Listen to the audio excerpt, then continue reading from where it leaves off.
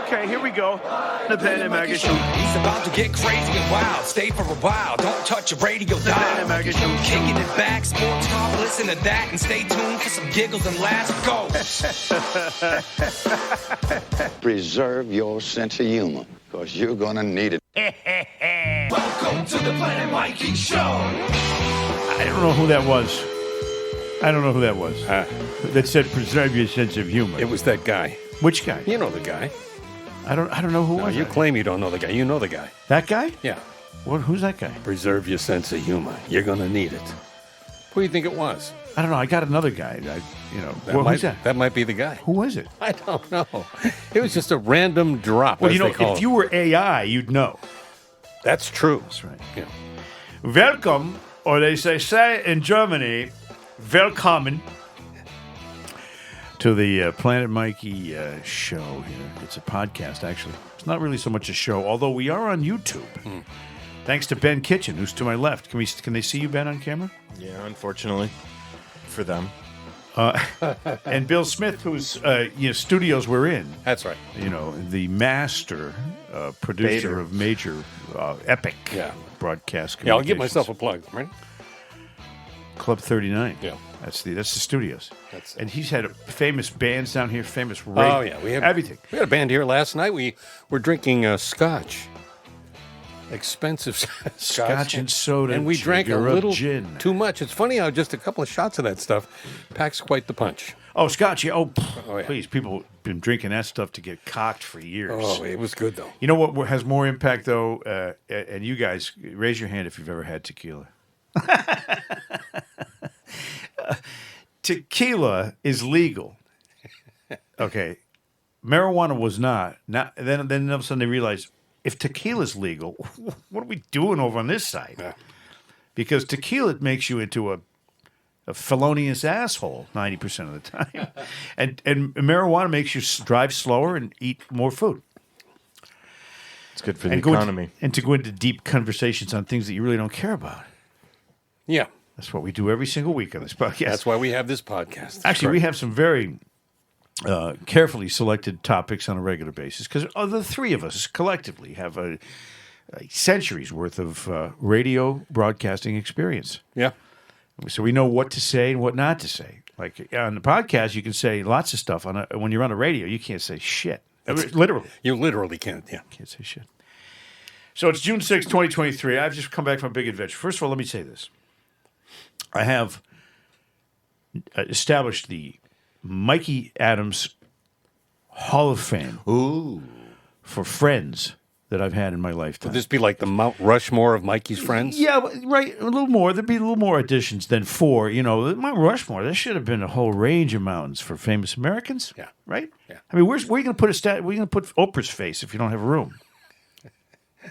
So, I went down to this trip and I met with an old friend of mine. Let me start with Roger Hockavay. How old is this old friend? I met Roger in 1963, and how do I know that? Because it was before the Beatles happened, and then they happened, and he and I were, we were like 9, 10 years old. I was like, oh my God, this is unbelievable. The Beatles, and we both got Beatlemania, like the rest of the country did, really. But at the same time, he lived next door. Itch? It did. It was very itchy. And he lived next door. He moved in next door when he was about 9 years old, 1963. And we just became best friends. We hung around all the time. We had a lot in common. He's a great guy, right? And we both loved the Beatles, and we both loved baseball. So baseball, Beatles, 9, 10 years old, bang. We were best instant friends. Now, he moved away in fifth grade, Roger did, to Sweden. Huh? So I never saw him again. I saw him like 2 or 3 times after that in my whole life. Lost your best friend. I lost my best friend. It was Did you go it was through brutal. a period of withdrawal? My parents told me Roger went to Sweden. I said, "Oh, I can't wait till he gets back." Yeah, but he's not going to come back. I said, "What?" It was terrible.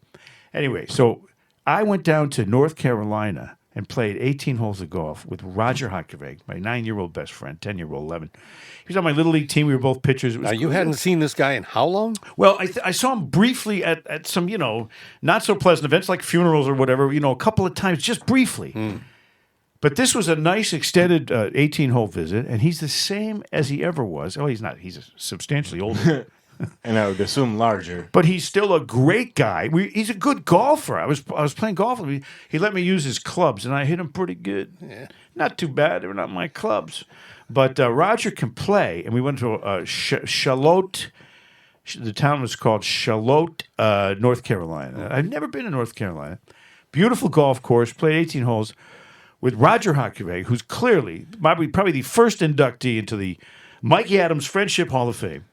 Great guy, and I had a really, really good time visiting with him. His sister is really best friends with my sister. Because they live next door. That's how those things worked out. So he's in there. Okay. The other guy that I visited when I was down there is one of my radio pals from the very first job I had in radio, Bill Vassar. Now, Bills have a big important place in my life. There's Bill Patrick, who I was roommates with in New York. He was good friends. Bill Pito was my co-host on the radio show. Bill Lee, the spaceman. Yep. Bill Smith, who's sitting right over here. Thank you. Fabulous, fabulous human being. Billy O in Florida. Billy, my friend Billy in Florida. Oh, these are now all there's Bills. a fabulous individual right there. These are all Bills. Yeah. But Bill Vassar, I hit it off with my very first job in radio. I was like 18 years old. We were both hippies. And I go into this radio station where we're playing Tony Bennett music, beautiful music, Montavani, Barbra Streisand on WINF. And it was this, really old person's radio station for two 18-year-olds. But you didn't care because you were on the radio. I didn't care. Yeah. And it was AM. It was like 1,000 watts. It was like, oh, wow. So I walk into the studio, and the first time I meet Bill Vassar, and he's got, he's barefoot. He's got his feet up on the counter. He's got an ashtray full of roaches. He's got empty beer bottles sitting on the on the console, and he's pushing buttons and just having a good time. Is he like Johnny Fever? But he went on to do very big things in the broadcasting world. He was the head of NBC telesales in New York City, 30 Rock. He runs the Screen Gem Studios down in North Carolina. He was sales manager at various radio stations, on the air for many, many jobs. Long-term broadcaster. We're talking decades of experience for Bill Vassar. And to this very day, one of the great people, you don't meet a lot of great people in radio. Sometimes they're assholes. Sometimes. But when you find a guy who's a really good guy, a solid human being like Bill Vassar is, he's got to go in the Hall of Fame. He's got to. Okay. Long-term radio relationship with him. So I'm down in North Carolina after visiting these two great friends of mine, right? And I decide that on the way back, I'm going to, instead of taking the Raleigh-Durham flight to Baltimore, switching planes and going back to Providence, which is where I started from, I said, you know what I'm going to do? I'm going to take this shitty little rental car from Thrifty, this Hyundai Elantra, and I'm going to drive up through Maryland and drive to the Baltimore airport and visit my daughter in Bethesda. Oh. So I said, I'm going to surprise him. It's going to be great. So I get at 5:45 in the morning. I get in this Hyundai Elantra, and I start the 6.5-hour drive from North Carolina to Baltimore, Maryland. And I say, here I go. And I'm because, I'm a drivamundo. That's right. I can just drive and drive and drive. Mm-hmm. But the problem with the Hyundai Elantra is you're so cramped. Well, because you're such a large man. And you've been driving the beautiful Marquis out there. That's it. I've been driving a couch. Now they put me in basically an airplane bathroom. Yeah. Where you're sitting there all cramped over, leaning over. This is awful. My legs went dead on me. I'm driving 6.5 hours, right? And through Virginia, North Carolina. By the way, the sonic boom happened when I got to Virginia. Yeah. I caused that. Those Hyundai Elantras really move. They go fast. We broke the sound barrier. So I called my daughter. She's busy. They're doing stuff. She's working. She didn't know. They didn't know I was going. So I couldn't even do that. So I'm like, oh, God. So then I get to the Baltimore airport, and we jump on the plane. It loaded. Okay, we're all sitting on the plane. It's time to take off. No. 45-minute wait on the runway. Why? Because the Baltimore airport and Southwest Airlines didn't have enough people to load luggage onto the plane. We sat there, all of us, on the plane, waiting to take off because the bags weren't on. You have the most rotten luck at the airport. But Southwest, hello, that's the hub of your airline. Get some fucking bag lifters here, or else no one's going to like you again. I know I'm not going to. It's pathetic. I'm never flying with you. Why? Like Bill just said, you have the worst luck Yep. at the airport. We get to the airport, we get there late, we miss the plane, we get arrested. Oh, yeah. That happens every time. It's like the song "Coming into Los Angeles" by Arlo Guthrie. That's right. What was he bringing in? A couple of keys. Couple of keys. Yeah, a couple of keys of marijuana, I think. That's Please, illegal. Mr. Customs Man. Yeah. So that was fun. But on the drive, a couple of interesting things. You know, I love pickles, right? Yes. Yeah. You know, I'm a dill-do guy. Are the pickles in the Hall of Fame? No. Oh. No, but wait. Oh, you see one who's in the Hall of Fame? ahead. You are. I Yeah, am. Bill, I'm a- congratulations. Thanks. man. Roger Hockavay, of course. You know, we're going way back. You know, Lenny Ruff, Billy, of course. You know, and the other guys. Some of them have passed away. But I'll talk about that some other time when we get the plaques designed. I see. Okay, good. That'll be good. So I'm driving this long drive after a wonderful time down there in North Carolina, and I'm driving by this town in North Carolina, Mount Olive. Mount Olive. Yep. You've heard of it? Oh, yeah. You've heard of the pickles? Yes. Mount Olive pickles. I know. Yes, they're really good. I've never heard of those. You haven't? No. Well, you've heard Popeye. That's one of his favorite hobbies. Mount Olive. You know what that is, right? Yes, sir. Okay. So I'm thinking, this is Mount Olive. And then I talked to Bill Vassar on the phone. I said, I went by Mount Olive. He says, that's the town that Andy Griffith used to talk about all the time as the big city near Mayberry. I was just going to say, I thought I heard about that on Mayberry. Yeah. Yep. I guess what? It's not that big a city, but they got the pickles. Mm-hmm. So that's a good thing. So whenever you're driving, you look for interesting things. I saw this is really weird. On the way down there's a town literally called Fuckway, North Carolina. Fuquay. Fuckway, North Carolina. Is that how they pronounce it? I down don't there? know. I didn't. You think I'm going to stop and talk to somebody? Yeah, I actually talked to someone from Fuckway, and they say, no, it's not Fuckway. It's Fuquay. I didn't want to find that out. I like it better as Fuckway. As Fuquay, yeah. That's not the town's name. The town's name is Fuckway Varina. Fuckway Vagina. Fuckway. It's a misprint. Well, yeah, you're right. Oh. That's the only way. Well, nowadays, there's a whole different. They school get the old machine in there. So I went through Fuckway, and I drove to through Mount Olive, and I went down to Charlotte, which looks like Charlotte, and I learned a lot about North Carolina, a place I had never been to before. Okay. And not the least of which is I meant to tell you, I got on the airplane. They finally decided to take. By the way, I sit next to the safety seats next to the doors, Yep. where you have to be strong enough to do the door, and they don't let you sit there otherwise. I sit next to this guy, big, fat, like 380-pound dude, and he took up a seat and a half. So I was like pinched over because there weren't any seats left, and I'm thinking, well, I can last this out. It's a 55-minute flight to Providence, less than that. Yeah. I can suffer through this. No, well, we're sitting 45 minutes on this sweaty next to this fat Moby Dick dude. I mean, little baby Shamu sitting next to me. Is Shepard doing good? Shepard lost a lot of weight. I saw a picture of him. Yeah, No, I know he actually looks great. Yeah, he does. did lose a lot of weight.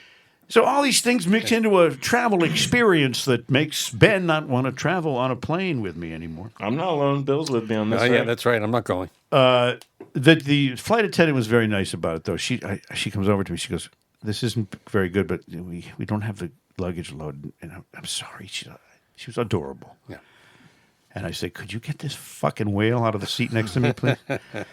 It's going to take some lubricant. Get him out of there." Oh, boy. The other thing I saw, which I thought was pretty interesting, was that there's a hardware store in Charlotte Yep. called Badcock. Badcock? Badcock Hardware. Badcock. And I'm thinking, okay, you bought a hardware store or you started one, and you're trying to think, what are we going to call this?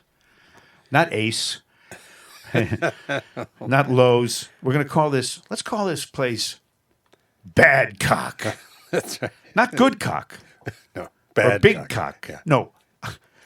Bad Cock. All right, so but I'm here to talk about FanDuel for a second because they're the very best and most best equipped to take care of your betting needs. I saw you on the app earlier. I tell people make a fast break to FanDuel right now, okay? Because it's like a basketball term. And it's kind of clever. So make a fast break to FanDuel during the NBA playoffs, everybody. You're so dumb. Because right now, new customers can get a no-sweat first bet. You know what that is? Okay, I'll tell you. Tell me. The no sweat first bet up to $1,000. That's $1,000 back in bonus bets if your bet doesn't win. So Hold on. even if you lose, you win. If it doesn't win, you win by losing. Exactly. It's a no sweat first bet. $1,000. You know, FanDuel is the thing about them that they make it easy for you too. Their app is safe, it's secure, so safe, so sane, so what do you call it? Supple. Brooklyn Bridge. Oh. You know that song? No. The Worst That Could Happen by the Brooklyn Bridge. This commercial is going to end up 4 minutes. They have great promotions too. You get paid instantly. It's safe. It's a great app. It's quick. It's easy. There's no better place to place your bet than the playoff action at America's #1 sports book. Visit FanDuel.com/Boston. Get a no-sweat first bet. Tell them Mikey sent you. Tell them Ben Kitchen sent you. Yeah. Tell them Bill Smith sent you. Sure, why not? You won't get anything for the last two of those, but tell them anyway. You get a no-sweat first bet up to $1,000. That's FanDuel. That's pretty good. FanDuel.com/Boston. FanDuel's the official sports betting partner of the NBA. Now, you ready for this? Ready. I'm going to do this disclaimer. Take one deep breath and do it all in one my breath. secret voice. Ready? Oh, okay, go ahead. 21 plus in select states. First online real money wager only. $10 deposit required. Refund issues as non-withdrawable bonus. Bets expire in 14 days. Restrictions apply. See full terms at FanDuel.com/sportsbook. FanDuel's offering online sports wagering in Kansas. Did you know that? That's right. We're not in Kansas anymore. Dorothy. They have an agreement with Kansas Star Casino. Why do I have to tell people that? That's private. That's why I'm using my secret voice. Call 1-800-GAMBLER if you have a problem with gambling. Visit FanDuel.com/RGCOI. Read it. I am. 1-800-NEXT-STEP or text NEXT STEP. I'm reading it faster than you can hear it. How's that? Or visit ccpg.org/chat, Connecticut, 1-800-9 with it. Read what it says. 1-877-8 Or else they won't pay us. Or hope. Yeah, they'll pay us. You think anyone gives a crap about this disclaimer? All right, finish. Aside from the advertiser who has to do it. The lawyers do. Okay, then let me just finish it then. Then you got 1-800-522-4700, Wyoming. Or visit 1-800-GAMBLER.net in West Virginia. If anyone in West Virginia even has a computer. I have a question. Why would the disclaimer be longer than the actual commercial? Because that's just Because stupid. the government. Stupid All right, regulations. well, we did that, though, so now we're clear, right? We're clear on You that. did. You're legal and Jeez. yes. All right, now here's another thing. Joe Castiglione, Yeah. who we love, Yes. was doing a game the other day, and there's a guy named Jose Siri who plays for Toronto. Yeah. So Joe said something. I'll put you up in the booth. Here we go. Joe says something like, and here's Siri. And all of a sudden his phone turns on and goes, talks to him. And as the woman in the phone, Siri, So, and they're all laughing because he said Siri and then Siri talked to him during the broadcast. I was just wondering what Joe would ask Siri in his private time. If no one was listening, if there was no audience. All right, turn down that sound. Let's do it. I'll pretend I'm Joe. Yeah, All right. I'm putting on Siri. All right, you ready? What's the biggest cock in the world? I better ask it in Siri language. Okay, here we go. Okay. Siri, what's the biggest penis in the world? I don't know how to respond to that. I know. She's afraid. You But didn't, you didn't ask it in Joe's voice. And hold it to the microphone so we can hear it. Jesus. Siri, who has the biggest penis? On it. Oh. Means. If you like, I can search the web. Okay, I no. know. The answer, I see. Now, I can do better than Siri. Well, The blue whale Yeah. has an 8-foot penis. Wow. Did you know that? no idea. No. See? Why would I know that? This is why there's a Siri, and this is why this is now obsolete. I'm more like AI than Siri is, for God's sake. I know the biggest penis is the blue whale's 8-foot penis. I'm well read. Indeed. You've done some research, Mike. So anyway, prepared. joke steak. I mean, we should do a whole segment on what would and come up with the questions in advance. What would Joe ask Siri if he was serious? I have some news items. Did you say news? Oh yeah. But first, a musical thing. Oh, You ready? Go ahead. This is also a news item. The lady who sang "The Girl from Ipanema" Astrud Gilberto. Yeah. Is it Gilberto or Gilberto? I believe it's Gilberto. Astrud Gilberto. The news on her is she's dead. Yeah, I know. She. Remember Astrud Gilberto? I'm laughing at the way you said it, You remember- not that she's dead. I heard that famous song. Hey, remember that hot the chick? news is The girl she's from dead. Ipanema, that the first time she ever recorded it was the recording that we hear was the first time she ever Right, recorded first that take. song. Yeah, First take. Stan Well, Getz. you know, I'm a one-take guy, so I can relate to that. But she was beautiful, and she got in the studio, sang the thing, Yep. so now tomorrow at the water cooler, you go up to somebody, you go, hey, remember that hot-looking girl that sang, girl from Ipanema, Astrud Gilberto? Yeah. Well, she's dead, and then walk away. Just leave someone sitting there aghast that's with terrible. their mouth agape. Aghast and agape. Oh boy, I know that's Mike Adams right there. Well, because I'm a lounge lizard at heart, Yep. and I love that song, and I loved Astrud Gilberto, please don't be too critical of this. I'm going to do my rendition of The Girl from Ipanema. It's like a samba. It sways so low, gentle. It's jazzy. It's jazzy. Tall and tan and young and lovely, the girl from Ipanema goes a walking, and when she passes each one, she passes gas. When she walks, she's like a samba that swings so cool and sways so gentle, and when she passes each one, she passes goes. Oh. But I watch her so sadly. How can I tell her that I love her? Yes, I would give my bone gladly. But each day when she walks to the sea, I hope that she doesn't have VD. Tall and tan and so young, so lovely, that girl from Ipanema goes a squishing by when she passes. A smile, but she does not see. She's blind. That's good for me. Hola, que la graseo le menina que patasa patodo del maro rishimaku nayo. All right, that's enough. I'm gonna pass out. See what a walk on the beach does to me? And now the news. I'm Ed Ames. Sadly, he's dead. I know, we discussed that at great length.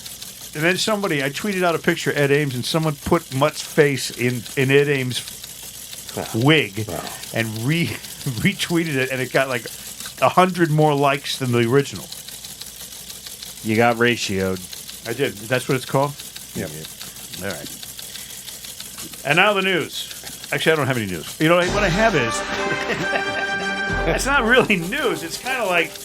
I'll tell you what it is. I found a list, because I do so much driving. Yes. I found a list of some oddball rules of the road in various states that you may not know about. On the road again. I can't wait to get on the road again. Let's start with Maine. You ever been to Maine? Maine. Yeah, I've I've never heard been of to it. Maine, but I kind of like the music. Vacation land. It's illegal to sell a motor vehicle on Sunday. Wow. Isn't that nasty for the car dealers? Did they explain why? When I worked in a car dealership, I sold a lot of cars on Sunday. Sunday's a big day. Yeah, because people like this, they go, let's go look at some cars. They kick the tires, they buy them, you know? And I say stuff like, what can I do to get you in this car? No, I never said that. Because that's what sales reps say to you at car dealerships. What's it going to take for me to get you in this vehicle? Yeah, maybe you could get away from me and shut the fuck up and leave me alone, me and my wife. That's what you say. Yeah. Mm-hmm. Did you know that in South Berwick, Maine, parking in front of Dunkin' Donuts is prohibited? So don't ever do it. Hold on. Parking in front of Dunkin' Donuts? Yeah. Milford, Massachusetts, okay? Peeping into the windows of automobiles is against the law. What? You can't even peep in there. Ruined my Friday night. I know. Also, it's illegal to travel on a roadway with a sleigh or sled drawn by a horse unless there are at least 3 bells attached to some part of the harness. Well, that makes sense. It's a little bit specific. Yeah. But don't do it. Just don't do it. In New Hampshire, it's against the law to inhale car fumes with the intent of inducing euphoria. How are they going to know? I don't know. Gavin Newsom will repeal that. I'm walking over here, but I'm euphoric. Don't blame the car. In New Jersey, like in Massachusetts, you can't drive a horse-drawn sleigh on a highway unless it has bells on the harness. Same thing in New Jersey. So that law is not just Massachusetts. The bells on the harness thing, It's pretty universal. it's also New Jersey. Even the Amish. Rhode Island, Section 1122-11 of Rhode Island. A Rhode Island law says it's illegal to ride a horse on a highway for the purpose of racing or testing the speed of the horse. Doing so could cost you $20. I think it's worth it. That's worth it. It so is. And the horse likes it. You also cannot operate a motorized tricycle on a Rhode Island interstate highway. See, these are actual. See, you think I make this shit up? Come on, this is real. Ben knows. Real. He goes to Rhode Island all the time. So, what did I just say? What's the rule? The rule you don't want to break? I can't bring my trike, my motorized trike. You have That's one. right. You have one. And I can't test the speed of my horse. But if I already know the speed of my horse, fair But game. how are you going to do that? How are you going to know the speed? They don't have little odometers on them, little speedometers. Especially on the pavement. In Anchorage, Alaska, it's illegal to tie a dog to the roof of your car. Was it Mitt Romney did that? Mitt Romney did that, yeah. But he did it in another state. Yeah. It was in a cage, but still. I love this one. Arkansas. fucked up. I know. In Little Rock, Arkansas, or in Arkansas in general.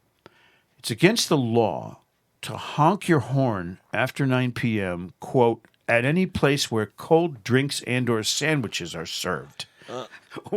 That's my house. But anywhere else you can honk. You're so stupid.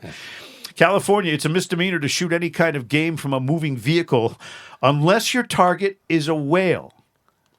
I see. Now, I ask you, who put that law on the books? Why? And what's with the whale? Well, that's the other thing, too. I would like to know the why behind all of these rules, Because, all these laws. Massachusetts has a lot of laws. I'd like to know the why behind, too. I know who pays for them, but I don't know why they came up with them. In California, it can be illegal for a woman to drive while wearing a bathrobe. Georgia, in Marietta, it's illegal to spit from a car or bus. Spitting from a truck, however, is perfectly fine. What about an SUV? Doesn't say. Now, these are rules that are currently and laws that are currently Yeah, on the books. Yeah.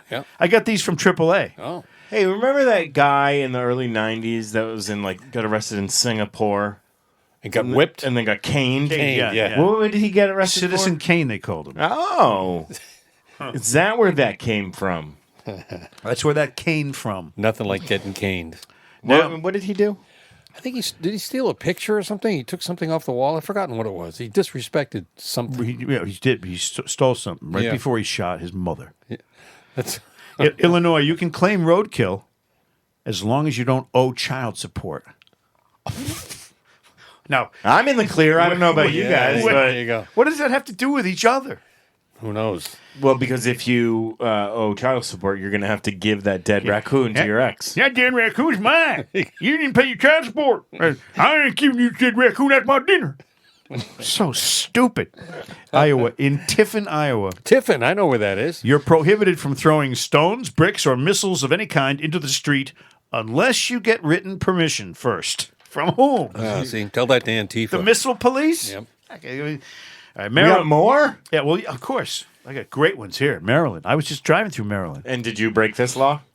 You cannot use profanity on any street, highway, or sidewalk. Doing so will cost you up to $100. So you owe Maryland how many thousands of dollars? But I already told him. Fuck that. I'm not paying it. Montana, it's illegal to have a sheep in your truck without a chaperone. Whoa. You know what that means? You can put a wool over her eyes, I'll tell you what. Hey, she ain't bad. Oh, God. What are you doing in there, mutton? That's our friend Mike. I'm on the lamb now. No more sheep jokes. Okay. Yeah, unless she's an embraceable ewe. Keep going. Camels are prohibited in Nevada from walking on public highways. Try to tell them that. I know. In Ohio, in Youngstown, running out of gas is a misdemeanor. Cincinnati taxi drivers can only wear shorts from May 16th through Labor Day. Well, that makes sense. But God, who the fuck wasted their time coming up with and All implementing these. that? South Carolina, which I almost got to. In Hilton Head, it's illegal to accumulate garbage in your car, although we all know people who do that. I'm guilty of that. I'm someone's calling me horrible right offender now. of that. It must be Fishkin calling me, and I'm going to have to call him after the podcast. He knows all about this podcast. He's a good man, yeah. Clearly doesn't know enough. Well, he doesn't know what time we generally do it. So we do this at what? Normally 5 o'clock, 6 o'clock, Tuesdays? 9, 10. So if we miss any real news stories, you'll know why. In the final, Washington State, it's against the law to hug someone when you're driving. This also sounds like a very, very stupid thing to do. Well, But you can get a hand job. Well, I was going to say, so I guess a knob job is out of the question. it's not on the Washington books. State is a mutual combat state. So two people can agree to fight, and it's perfectly legal, right in the middle of the street. I love it. I'm not sure I like Washington, but by the way, you know how they got the name Seattle? Let's hear it. It's a little tiny little morsel of knowledge. I pick up these little things and I just Was it named after the Indian chief? yes. Whoop. Ow. Careful, Mike. Oh, You're- so that you got it. You Yeah. got that right. Chief Seattle. You knew the same little morsel of trivia that I did. He's a great man. Now, I Did you guys pick this up from all that time you hung out with Mike Salk? I want yeah, both days. I want to just pay tribute to somebody in a baseball sense that no one talks about anymore, and I really, really want to just. Hold on, let me guess. Warren Spahn. Yes. How did about- you know? Just a wild guess. You have ESPN. Warren Spahn. And Ben over here says, before the show, I said, we're going to talk a little Warren Spahn. He says, I know everything about I Warren did Spahn. not No. say Yeah, you that. did. He did say that, yeah. No. And he said, I probably know more than No. you do, That's what Mike he said. Adams. No. Yeah. Yeah, he did. Never. Ben- Bill, did he say that or He what? did. He actually No. said that. See, now he's lying about it. No, you're both a bunch He's got a of liars. braggadocio going on. And you You're can't back it up. colluding. Hey. All right, well, tell me two things. No, don't. You close that computer. No, I don't- you wanna film you're this, don't you? Googling, You're Googling him. Okay, what do you want to know? I can't don't see know. anything. Look He- at the screen. he's cheating. Look at the screen. There's nothing there. It's just a right, video all of right. us. Oh, look, Okay, it's us. Good, Yeah. because See, that, it's you know, just us. Googling is cheating. This I is how didn't kids- Google anything. I know. I'm saying, but that's how kids pass school now. I didn't Google anything. Google shit. That's cheating. You gotta have a memory. I got it. Let's go. Unless you're Dolly Parton, then you gotta Oh. have memories. Broke your vape. Warren Spahn's claim to fame is he's the winningest left-hander in the history of Major League Baseball. Now, wait a minute. Say that again. He won more games than any pitcher, Lefty. left-handed pitcher, Lefty. in the history of baseball. 363 wins. That's not too shabby, okay? Didn't he play like 21 seasons Well, or something like that? the only guys ahead of him are the old school guys: Cy Young, Walter Johnson, Grover Cleveland Alexander, Christy Matthews. Those are the only guys ahead of him in overall wins. He led the league in wins 8 times. He had 13 seasons where he won 20 or more games. Now, hold on. 13 of them. Was he one of the original members of the Boston Braves? Yes, he was, as a matter of fact. And he had a very interesting history because he broke into the majors at age 20. And he didn't do well his first time. He was a kid, just a kid. And then he went off to war, World War II. This being the 79th anniversary of D-Day. Yep. We honor Warren Spahn, not because he was at D-Day, but he did win a Bronze Star and a Purple Heart. 363 wins. Okay, now, so he goes in the Army at age 20. He comes back out and he makes his major league debut when he's 25. April 19th, 1942 for the Braves. That was his original. debut. Yeah, it would be pre-war. MLB debut. Then he comes back, does the war, comes back, he's 25 years old. What does he do after that? Oh, all he does is win 363 games, pitching until he was 44 years old. But the thing is that they have an honor that they give to the baseball's best left-hander. It's called the Warren Spahn Award. Whoa. He won a Cy Young. He was the runner-up 3 times, but back then they only had one Cy Young for all of Major League Baseball. They didn't give one in each Until league. like 59 or 60 or something. Yeah. No, it was after Koufax. They Koufax was still part of the one Cy Young Award winning season, so it's in the mid was he? '60s. Yeah. Okay. So Warren Spahn was called a thinking man's pitcher. He liked to outwit the batters. He once described his approach on the mound: hitting is timing, pitching is upsetting timing. So he went to the Braves at age 20. He refused to throw at Pee Wee Reese in a game. He was, the manager, Casey Stengel, wanted him to hit this batter, but it was an exhibition game, preseason, and Spahn didn't think that was a nice thing to do, so he didn't want to, and so he became in Casey Stengel's doghouse. He thought, well, the kid has no guts. He said it was the worst managing mistake he ever made. I said no guts to a kid who went on to become a war hero and one of the greatest left-handed pitchers you ever saw. Casey says, you can't say I don't miss him when I miss him. The 1942 Braves finished next to last. Stengel was fired. Spahn was reunited at age 44, 23 years later, with Casey Stengel when he was managing the New York Mets. Damn.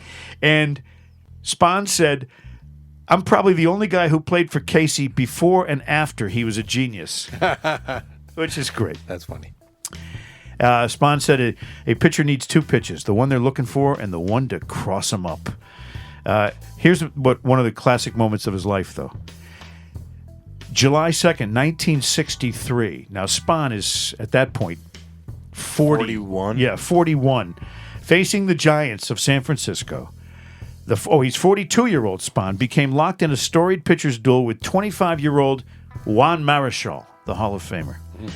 The score was 0-0 after more than 4 hours when Willie Mays hit a game-winning solo home run with one out in the bottom of the 16th inning. Oof. So these pitchers today get taken out after 6 or 7 innings because they're pussies. And this was Marichal against Spahn, 16 innings. Marichal ended up throwing 227 pitches in the complete game win. Damn. So he pitched the whole 16. whole game, yeah. And Spahn did too. He threw 201 pitches in the loss, 9 hits and 1 walk over 16 innings. I'd watch that game. How tense is it when it's 0-0 after all? And it's one guy pitching. That's a beautiful thing. Yeah. So Warren Spahn, a guy who deserves a lot more credit than he ever got. He had 2 no-hitters. One was at age 39. The other was at age 40. I mean, this guy went on to do things, miracle things. He's kind of like Nolan Ryan, but without the hard fastball. Mm-hmm. And I'm here to tell you that I'm a fan of Warren Spahn, and now you know.